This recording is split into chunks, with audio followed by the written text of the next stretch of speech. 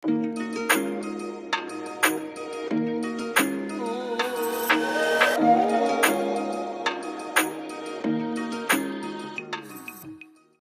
siang, Ibu Bapak sekalian, kawan-kawan mahasiswa. Pada siang hari ini saya akan memberikan micro teaching untuk mata kuliah metode penelitian sosial-legal yang diberikan kepada kawan-kawan Magister Ilmu Hukum Social Legal Studies. Seperti kita lihat di RPS MPH SLS, mata kuliah ini bobotnya adalah 3 SKS dan diberikan pada semester dasar yaitu semester 1. Dengan demikian otomatis tidak ada prasyarat untuk mata kuliah ini, tetapi kita bisa lihat bahwa ada beberapa mata kuliah yang akan terintegrasi pembahasannya dengan mata kuliah MPH SLS. Misalnya sosiologi hukum, genre hukum dan kebijakan, hukum keadilan dan globalisasi, pluralisme hukum dan globalisasi hukum, penyelesaian sengketa, serta hukum keluarga.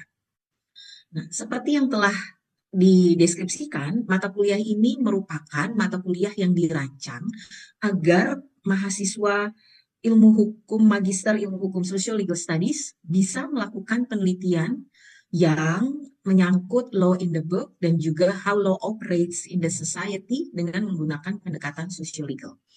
Untuk mewujudkan tujuan perkuliahan tersebut, maka mahasiswa dilatih untuk mengetahui dan memahami metode penelitian sosial legal dengan cara membuat proposal, cara membuat instrumen penelitian, melakukan penelitian berupa studi dokumen dan empiris, dan membuat laporan penelitian yang sesuai dengan metode penelitian sosial legal di akhir perkuliahan. Pembelajaran dilakukan dengan metode kuliah interaktif, dua arah, dengan banyak sekali menggunakan metode curah pendapat dan juga project-based learning. Mata kuliah ini menggunakan bahasa Indonesia sebagai bahasa pengantarnya. Ada 3 CPL yang terintegrasi dalam mata kuliah ini. Yang pertama adalah mampu menguasai konsep teoretis secara umum di bidang hukum. Yang kedua, mampu mengaplikasikan dan memanfaatkan bidang ilmu hukum secara umum. Dan yang ketiga, mampu menyelesaikan masalah hukum dalam masyarakat secara adaptif dan bertanggung jawab berdasarkan etika dan moral. Dari CPL tersebut, kemudian kita tarik satu CPMK, yaitu pada akhir semester, mahasiswa mampu merancang penelitian tentang law in the book dan how law works in society dengan menggunakan metode penelitian sosial-legal. Dari CPMK tersebut, disusunlah 8 sub CPMK. Bagaimana dengan rencana kegiatan pembelajaran mingguannya? Perkuliahan ini terdiri dari 16 sesi. Jadi dari sesi pertama sampai sesi ke-7, mahasiswa akan diberikan berbagai pengantar, memperkenalkan apa yang dimaksud dengan studi sosial legal misalnya. Lalu kemudian bagaimana pemaknaan terhadap hukum dan konsekuensi metodologis dari riset yang semacam ini. Lalu ada juga bagaimana membuat desain riset dan bagaimana melakukan proses perancangan penelitian. Lalu akan diajak untuk mempelajari mengenai teknik penyusunan proposal, khususnya secara khusus kita akan membicarakan mengapa kita harus menggunakan kerangka konsep atau juga kerangka teori. Nah, kemudian juga nanti akan ada sesi yang ditujukan untuk mendiskusikan tentang persoalan metodologi. Lalu sampai di pertemuan ke-8 yaitu UTS. UTS akan dilakukan dalam bentuk presentasi proposal penelitian. Jadi dosen akan memberikan panduan pengerjaan proposal ini sudah sejak di minggu ketiga perkuliahan, sehingga mahasiswa memiliki cukup waktu untuk menyusun proposal riset mereka. Proses perkuliahan di minggu ke-9 sampai dengan minggu ke-15 akan diisi dengan berbagai sesi coaching kami menyebutnya. Jadi setiap minggu mahasiswa akan datang, akan kami tanya apakah ada persoalan dalam melakukan riset lapangan, apakah ada persoalan dalam melakukan proses penelitian mereka dengan menghubungi berbagai stakeholder sesuai dengan isu yang dipilih. Di sesi ke-16 inilah sesi UAS, mereka akan diminta untuk mempresentasikan hasil riset yang sudah dilakukan selama 2,5 bulan. Bagaimana komponen dan bobot penelitian? Jadi kita bisa lihat ada beberapa bentuk evaluasi. Misalnya yang pertama adalah mahasiswa diminta untuk memilih topik riset dan menyusun pertanyaan penelitian, bobotnya sebesar 20%. Lalu ada proses pembuatan konsep note, bobotnya 30%. Ada proposal penelitian atau UTS, bobotnya 20%. Dan laporan hasil penelitian atau UAS dengan bobot 30%.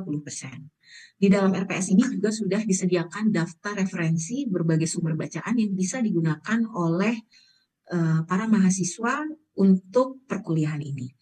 karena mata kuliah ini diberikan kepada para mahasiswa di semester pertama, maka kami sudah memilihkan daftar referensi yang kiranya mudah dipahami oleh mereka, juga karena tipe magister ilmu hukum kami, Social Legal Studies, yang masuk ke S2, S1-nya belum tentu berasal dari Fakultas Hukum. Oleh karena itu, memang sudah menjadi semacam panduan bagi kami untuk memilihkan bahan bacaan yang mudah dipahami oleh mereka, baik yang berasal dari Fakultas Hukum untuk S1-nya maupun untuk mereka yang tidak berasal dari Fakultas Hukum. Oke, selamat siang rekan-rekan mahasiswa semua. Apa kabar? Sehat? Sehat ya? Terima kasih. Apa Terima kasih. kabar? Sehat. Sehat. Nah, untuk sesi perkuliahan pada hari ini, kita akan membahas, karena ini adalah pertemuan pertama, kita akan membahas mengenai pengantar Social Legal Studies. Jadi, apa yang dimaksud sebagai pendekatan Social Legal Studies. Oke. Nah, kalau kita melihat pendekatan ini sebagai sebuah pendekatan sosial terhadap hukum, maka akan ada 3 bidang keilmuan yang saling berkelindan. Yang pertama adalah sosiologi hukum, yang kedua sociological jurisprudence, dan yang ketiga yang kita sebut sebagai social legal studies. Pembedaan di antara ketiganya ini sangat tipis, jadi teman-teman nanti bisa melihat bagaimana bidang sosiologi hukum, sociological jurisprudence, dan social legal studies sama-sama menggabungkan pendekatan ilmu hukum yang juga dibahas dari pendekatan ilmu sosial yang kalian pilih. Apakah pendekatan antropologi, sosiologi gitu misalnya, atau political science, bahkan ilmu budaya. Nah, seperti yang tadi sudah saya katakan, pembedanya sangat tipis. Contoh, kalau kita bicara mengenai ranah yang pertama, yaitu sosiologi hukum, kalau melihat kehadirannya sebagai sebuah ilmu pengetahuan, maka bidang ini akan ada di ranah sosial humaniora. Jadi fokusnya akan banyak sekali bertopang pada kacamata sosiologi, kemudian objek risetnya adalah hukum. Sementara sociological jurisprudence dan social legal studies agak mirip. Miripnya gimana? Sama-sama dimulai dari pendekatan yang merasa bahwa hukum yang doktrinal saja tidak cukup, yang monodisiplin saja tidak cukup, maka perlu diberikan kacamata yang lain, yaitu kacamata ilmu sosial. Nah, social legal studies menjadi sangat khas karena ketika menyusun pertanyaan penelitian harus berangkat dari pertanyaan penelitian hukum. Oke, saya lanjut dulu ke epistemologi hukum. Nah, kalau kita melihat secara umum, ketika berbicara mengenai ilmu hukum, kita punya dua sisi. Yang pertama, kalau kita membahas dari aspek doktrinalnya atau yang disebut sebagai jurisprudence. Yang kedua, kalau kita melihat dari sisi realita hukum ya, atau empirical approach to law. Kalau yang aspek pertama, yang doktrinal, itu yang dikaji apa? Yang dikaji adalah sifatnya normatif. Jadi sistem hukum tertulis yang muncul dari berbagai peraturan perundang-undangan ataupun dari jurisprudensi. Nah, dari pendekatan yang doktrinal ini, kita melihat bagaimana hukum ditafsirkan secara tekstual. Oleh karena itu, efektivitas hukumnya tidak ditentukan dari tingkat penerimaan masyarakat terhadap regulasi tersebut. Karena pembuat peraturan perundang-undangan akan berpikir ketika hukum sudah dibuat dan kemudian diletakkan, disahkan, maka otomatis tingkat kepatuhan itu akan muncul dengan sendirinya. Nah, sementara realita hukum atau empirical approach to law memiliki pendekatan yang lain.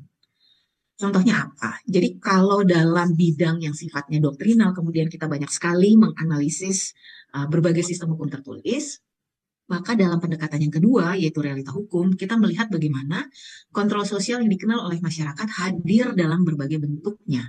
Jadi tidak melulu melalui hukum positif yang dibuat oleh penguasa. Nah, di sini biasanya kita mengenal, karena konteksnya Indonesia ya, jadi kita mengenal istilah yang disebut sebagai pluralisme hukum. Di dalam satu arena sosial, maka berlaku lebih dari satu sistem hukum. Ada hukum negara di sana, ada hukum agama, ada hukum adat, ada hukum internasional. Nah, nanti kalau kawan-kawan, karena ini mata kuliah yang ada di semester 1, jadi kita masih memulai dengan sangat dasar. Nanti kalau kawan-kawan sudah ada di semester 3 misalnya, akan ada satu mata kuliah khusus yang disebut sebagai mata kuliah hukum keluarga. Nah, di situ kita bisa melihat ini nih, hubungan kontestasi gitu antara berbagai sistem hukum, terutama dalam ranah hukum keluarga. Nah, yang kedua, ketika kita bicara tentang realita hukum, maka kita melihat hukum tidak hidup dalam ruang yang hampa. Artinya apa? Artinya tafsir hukum tidak berjalan secara linear seperti yang dibayangkan oleh pembentuk peraturan perundang-undangan. Oleh karena itu, kalau di doktrinal kita banyak sekali bicara tentang pertanyaan-pertanyaan yang muncul biasanya ya tentang efek, ya, ini sebuah peraturan ini efektif atau tidak, tapi mengukur efektivitas kita nggak bisa doktrinal saja kan. Maka kemudian yang di non-doktrinal ini kita juga akan bicara satu langkah lebih jauh, yaitu bicara tentang keabsahan hukum atau legitimasi hukum. Legitimasi ini maksudnya gimana? Jadi kita akan melihat bagaimana dampak keberlakuan hukum adalah hal yang tidak terpisahkan. Jadi belum tentu ketika pemerintah kemudian mengesahkan sebuah peraturan perundang-undangan, belum tentu tingkat kepatuhan masyarakat akan tinggi terhadap uh, undang-undang yang disahkan. Nah ini contohnya banyak ya kawan-kawan ya. Kita bisa lihat misalnya undang-undang PKDRT. Sudah sekian puluh tahun, tapi sampai saat ini kita bisa hitung nih nanti berapa banyak putusan hakim ketika kemudian memutuskan perkara PKDRT menggunakan undang-undang tersebut misalnya. Atau ya contoh yang paling klasik yang biasa digunakan adalah undang-undang perkawinan memang. Di dalam Undang-Undang Perkawinan tahun 1974 diatur mengenai syarat sahnya perkawinan. Tetapi sampai hari ini ada begitu banyak perkawinan yang tidak didaftarkan. Jadi kita bisa melihat bagaimana di satu sisi ada berbagai regulasi yang mengatur perbuatan sosial seseorang, tetapi di sisi lain belum tentu masyarakat memiliki tingkat kepatuhan yang sama untuk mengikuti apa yang diatur oleh peraturan tersebut. Gitu ya. Saya mau masuk karena ini pertemuan pertama ya, jadi mungkin agak sifatnya agak glossary gitu ya. Jadi kita akan membahas beberapa pandangan-pandangan yang pengantar dulu. Oke, apa yang dimaksud dengan social legal studies? Profesor Adrian Bettner misalnya, secara spesifik mengatakan bahwa tujuannya adalah memberikan pemahaman bagaimana sih relasi dan hubungan kerja antara masyarakat dan hukum. Nah, yang menarik dia menyebutnya often but not necessarily to improve the law. Jadi belajar social legal studies belum tentu ujung-ujungnya harus memberikan saran perbaikan hukum. Bisa saja kita mau melihat, mau mencari akar persoalan yang ada di masyarakat itu apa. Aktivitasnya gimana nih kalau kita mau melakukan studi social legal? Aktivitasnya maka kita akan melihat bagaimana hukum diciptakan, disusun. Kemudian bagaimana pelaksanaan hukum tersebut. Sejauh mana hukum kemudian mempengaruhi kehidupan masyarakat. Dan yang ini juga penting ya, kita melihat pola-pola berhukum masyarakat. Jadi kita mau melihat mengapa masyarakat mematuhi atau justru tidak mematuhi hukum. Bidang yang kedua adalah doctrinal legal studies. Kalau menurut Adrian, doctrinal legal studies ini tujuannya adalah untuk memahami dan memang ingin memperbaiki norma-norma yang ada di dalam sebuah peraturan perundang-undangan atau yang ada di dalam sebuah regulasi. Aktivitas yang dilakukan biasanya seperti apa? Yang pertama adalah kita mempelajari dulu proses legislasi dari pembentukan peraturan perundang-undangan tersebut. Kemudian juga kita bisa melihat hukum dari berbagai sumbernya ya. Nah, salah satu pertanyaan yang sering dilontarkan oleh kawan-kawan mahasiswa adalah kita di Indonesia ini dengan sistem civil law bisa nggak sih belajar jurisprudensi? Gimana kalau menurut kalian? Bisa nggak kita belajar jurisprudensi ketika kita bicara tentang doctrinal legal studies? Bisa Ibu. Bisa. Kenapa menurut kamu bisa? Eh, karena menurut saya putusan katakanlah Hmm. suatu hukum dalam hal ini berupa putusan Ibu itu bisa menjadi jurisprudensi yang mana Hmm. punya konsekuensi itu akan jadi acuan atau panduan bagi putusan-putusan berikutnya. Jadi semacam doktrin Ya, dari putusan yang pernah ada ke depan atau untuk membahas fenomena di kemudian hari, Bu. ya, ya. Benar, karena yang mau kita lihat dengan menggunakan jurisprudensi itu sebenarnya adalah kesatuan hukumnya ya. Jadi kalau jurisprudensi itu kan para hakim itu akan melihat terhadap sebuah fenomena yang belum ada pengaturan hukumnya secara rigid, kira-kira hukum akan diterapkan dengan analisis yang seperti apa, dengan penalaran yang bagaimana. Nah, menjadi penting sebenarnya untuk membaca jurisprudensi yang sudah dikeluarkan oleh hakim-hakim di masa lampau, sehingga terhadap fenomena hukum yang sama, hakim di masa ini bisa mempelajari bentuk-bentuk penalarannya ya. Kesatuan hukum itu menjadi persoalan yang cukup pelik ya di negara kita. Kenapa? Karena ada isu juga bagaimana terhadap persoalan yang sama belum tentu kita akan dijatuhi hukuman yang sama. Contoh, Fandi, seseorang yang bekerja di LSM. Let's say dia menyembunyikan uang 490 miliar di dalam brankas kantornya. Kemudian ada lagi oknum yang lain, misalnya Alki, anak seorang pejabat tinggi publik di Indonesia, menyembunyikan uang dalam jumlah yang sama, 490 miliar di rumahnya di dalam sebuah brankas. Nah, pertanyaannya, kalau Indonesia menerapkan the rule of law, apakah proses penyelidikan dan penyidikan yang diterapkan terhadap Fandi dan diterapkan terhadap Alki harus sama atau tidak? Sama, ya kan? Idealnya sama. Nah, menurut Mas Halim, kira-kira dengan latar belakang keduanya yang berbeda ini, bisa jadi sama atau bisa jadi beda? Realitanya bisa beda, Bu. Kenapa, Mas? Mulai dari jabatan orang tua, faktor kedekatan dengan penguasa, dengan Mhm. Mas Aldi yang Ya, masyarakat biasa. ya, benar. Jadi apa yang melekat di dalam diri kita ini seringkali berimplikasi pada bagaimana hukum itu bekerja ya, atau justru hukum tidak bekerja. Nah, ranah inilah yang kemudian menjadi menarik untuk diteliti dalam social legal studies. Jadi kita mengenalnya sebagai the social legal triangle, segitiga social legal studies. Nah, yang pertama apa? Faktor yang berpengaruh di situ adalah kalau kita mau melihat bagaimana relasi atau hubungan antara law in the books, ya kan? Jadi perangkat hukum yang ada itu kan law in the books-nya. Lalu kemudian ada law in action. Bagaimana hukum diinterpretasikan oleh lembaga penyelenggara negara. Nah, yang ketiga itu law in society. Sejauh mana masyarakat, lembaga masyarakat, dan korporasi kemudian menerapkan aturan hukum. Oke, sampai sini dulu. Ada yang mau ditanyakan? Ada yang mau ditanyakan dulu sampai sini? Eh, saya Budi ya. Ya. Jadi kalau melihat bagaimana sosial legal tadi didefinisikan, kalau Mhm. kita mau melakukan penelitian dengan pendekatan ini, berarti kita harus melakukan doktrinal dan non Mhm. doktrinalnya, atau Mhm. cukup dengan non doktrinalnya aja, Mbak? Ya, ya, thank you Vina. Jadi, teman-teman, kalau kita tadi melihat dari ranah pembagian yang ini nih, pendekatan sosial terhadap hukum, tadi disebutkan bahwa salah satu pembeda yang karakteristik yang paling kental adalah dalam riset social legal studies, kita akan berangkat dari persoalan hukum. Nah, thank you nih Vina untuk pertanyaan ini. Ketika kita berangkat dari persoalan hukum, maka secara otomatis kita akan melakukan analisis doktrinal juga. Jadi hampir tidak mungkin dalam riset social legal untuk tidak melakukan analisis doktrinal. Jadi kebayang ya kawan-kawan ya. Karena kita berangkat dari persoalan hukum yang ada di masyarakat, maka otomatis kita akan melihat dulu nih aturan hukumnya bilang apa sih tentang persoalan tersebut gitu. Kalau itu clear gitu, kita tahu persoalan hukumnya ada di mana, terus kurang lebih regulasinya seperti apa yang mengatur atau justru malah belum ada regulasinya.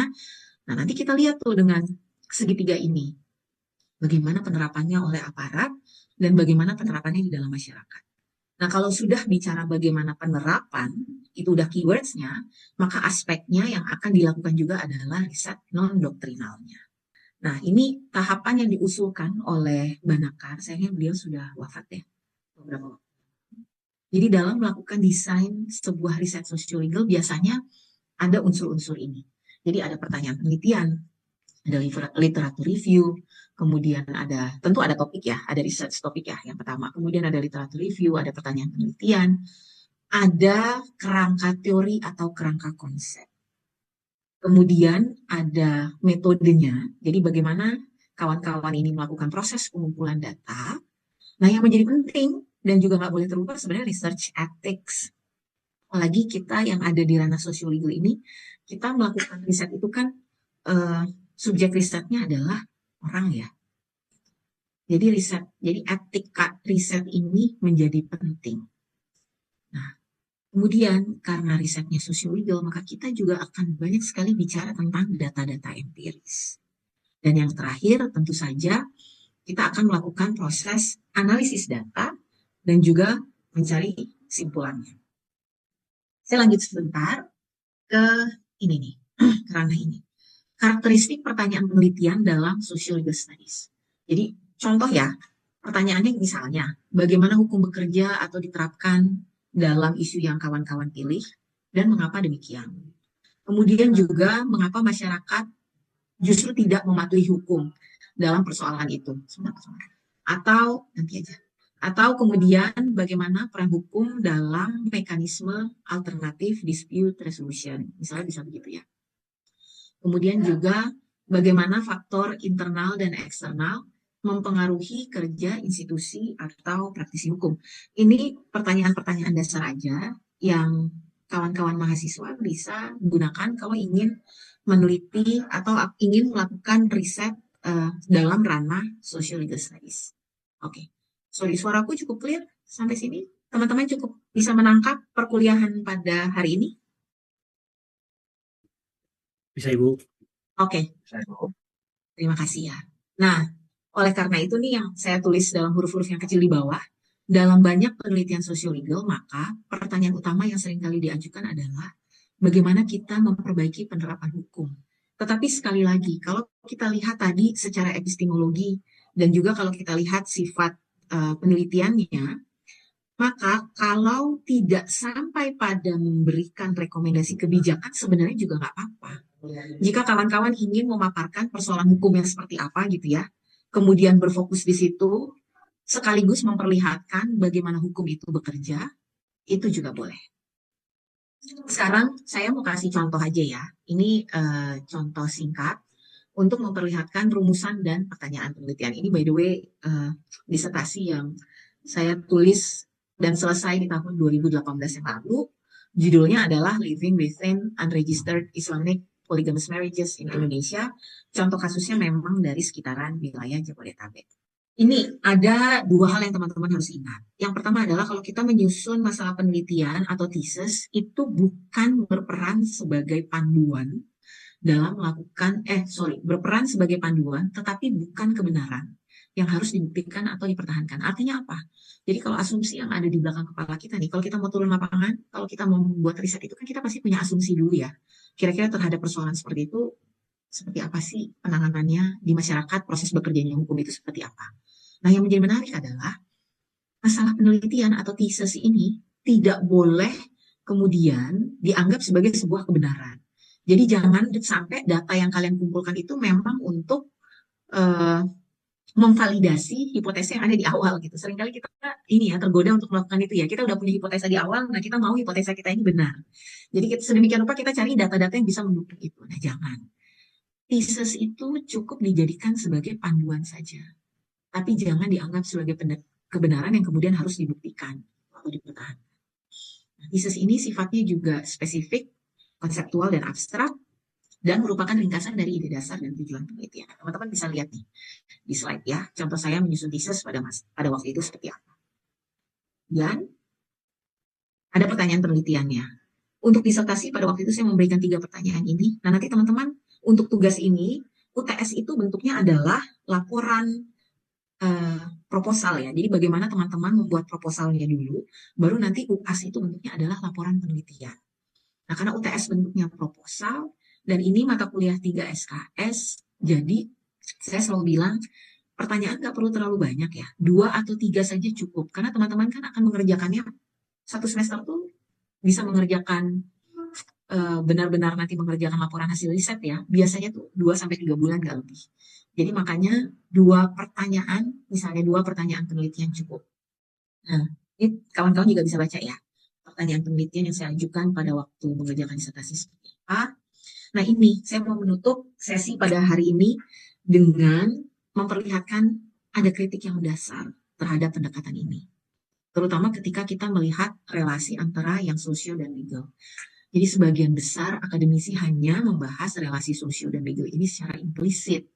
Justru kurang memberikan perhatian pada teori dan metodologi ketika melakukan riset social legal studies itu sendiri. Dan sebaliknya, beberapa akademisi menganjurkan agar peneliti social legal lebih mendalami aspek sociological atau social sciences, dan seringkali malah aspek hukumnya agak-agak kurang terlihat nih. Jadi memang dalam riset social legal studies, semua menjadi kembali seperti kemampuan kawan-kawan untuk menyeimbangkan ya aspek hukum dan aspek sosial dari sebuah fenomena yang teman-teman angkat. Oke, begitu dulu paparan singkat saya. Mari kita lanjutkan dengan proses diskusi. Kita punya waktu 5 menit terakhir. Silahkan kalau masih ada yang mau bertanya atau kurang jelas dari paparan tadi. Eh, Mau tanya singkat sih Bu. Ya. Sebenarnya dalam penelitian social legal studies itu lebih baik disaran atau baiknya itu berangkat dari kasus yang sudah menjadi fenomena. Jadi ada Mhm, satu kelompok, terus kejadiannya berulang, mhm, atau berangkat dari kasus mhm. per kasus Bu. Misalnya Ya. contoh tadi yang dari contoh Ibu sampaikan itu kan misalnya fenomena satu kasus yang terjadi di satu wilayah. Nah, Mhm, dalam penelitian sosiolegal itu baiknya mhm, berangkat dari fenomena yang terjadi sudah mhm. menjadi ya tadi fenomena, atau bisa juga berangkat dari kasus per kasus gitu Bu. Ya, Maksudnya tidak tidak tidak menjadi fenomena gitu tapi ada kasusnya. iya. Nah, sebenarnya sosiologis itu menawarkan ruang bermain yang sangat luas, Mas. Jadi tidak perlu menjadi fenomena yang bisa direplikasi di berbagai tempat, itu misalnya ya. Tetapi ada sebuah fenomena khusus yang kemudian hanya terjadi di satu lokasi, nggak apa-apa juga. Karena ini akan berhubungan dengan sifat data yang kalian kumpulkan. Nah, ini persoalan metodologis ya.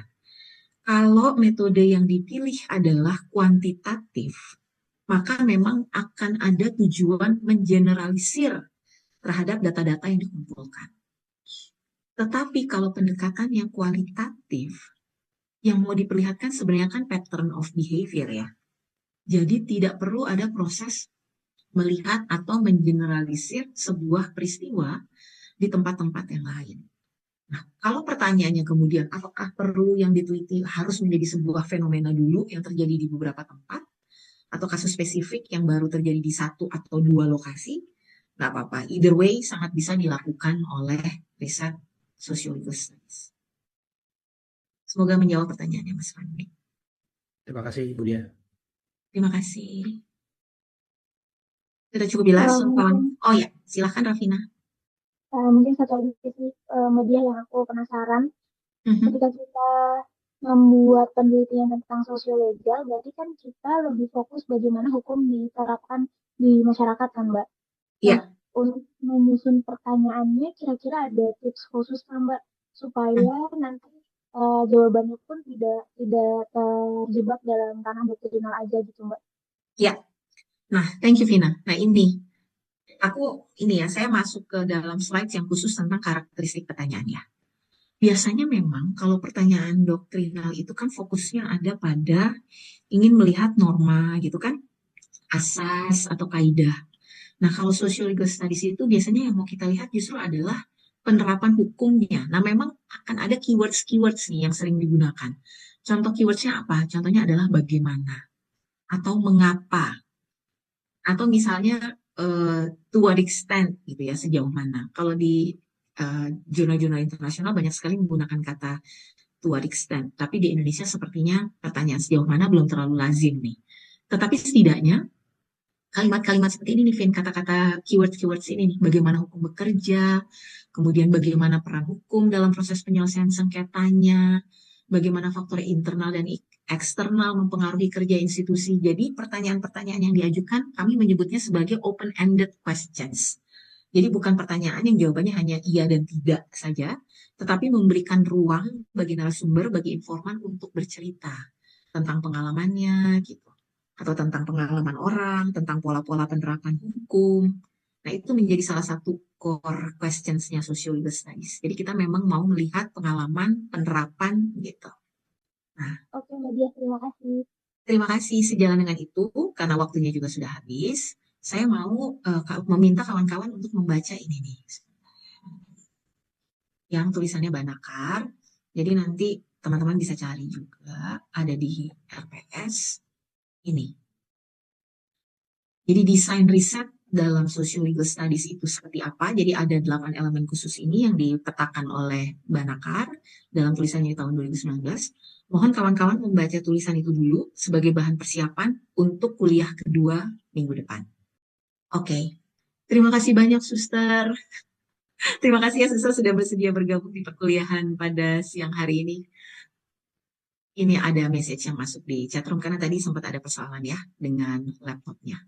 Oke, sekali lagi terima kasih teman-teman semua sudah bergabung di perkuliahan hari ini. Kita berjumpa lagi ya di kelas minggu depan. Selamat siang, sehat-sehat semuanya. Terima kasih, Bu. Selamat siang, Bu. Terima kasih, Bu. Selamat Terima kasih, siang. Bu. Aku izin matikan Zoom-nya ya.